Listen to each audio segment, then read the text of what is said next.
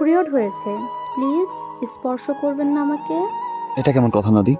আজকে আমাদের ভাষণ, কিন্তু তুমি বলছো স্পর্শ না করতে। আসলে আমি বুঝতে পারিনি। বুঝতে পারো নাই মানে? আমি এত কিছু জানতে চাই না, আমি বাসর করবই।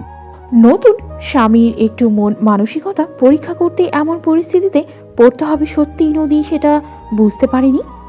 আচ্ছা সাগর, 4-5 দিন পর বাসর করলে কি তোমার কোনো সমস্যা হবে?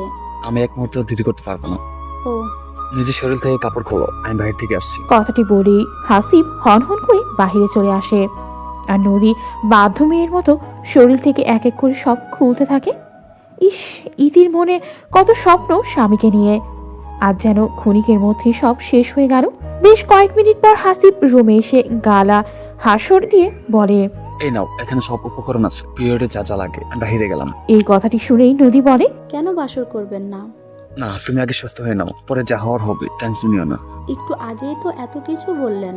আরে আমি তোমার সঙ্গে একটু মজা করেছি, দেখি তুমি কেমন করো। ওরে ফাজিল, এই কাহিনী? তুমি তো দেখি বেশ দুষ্টু ছেলে। সবাই বলে। আচ্ছা, তুমি এইসব কোথায় পেলে? কোথায় আর পাবো, সোজা ভাবির কাছে গিয়ে তোমার সমস্যার কথা বললাম, আর পরে উনি সব ব্যবস্থা করে দিল। আল্লাহ গো, তোমার লজ্জা লাগেনি? না, আমার লজ্জা লাগেনি। তাছাড়া আমার বয়স তো, এইটুকু তো করতেই পারি। ওরে আমার স্বামীটা, হুম, তোমাকে একটি কথা বলতে চাই, প্লিজ রাগ করবা না। ঠিক আছে, রাগ করবো না। আমার না পিরিয়ড হয়নি, আসলে আমি তোমাকে একটু পরীক্ষা করতে চেয়েছিলাম। কি? লক্ষ্মী স্বামী আমার, প্লিজ রাগ করিও না। ঠিক আছে, রাগ করবো না, কিন্তু এখন আমাকে ভালোবাসা দিয়ে পাগল করে দিতে হবে। না বাবা, এত ভালোবাসা দেব না। তুমি পাগল হলে আমার কি হবে? আহা, আচ্ছা, পরীক্ষায় পাশ করেছি আমি।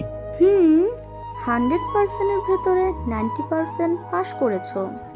10% হলো না কেন? কারণ প্রথম যে আমাকে একটু কষ্ট দিয়েছিলে, তাই। আই লাভ ইউ বউ, তুমি আমার বাচ্চার আম্মু হবে। আই লাভ ইউ টু স্বামী, অবশ্যই হব তোমার বাচ্চার মা।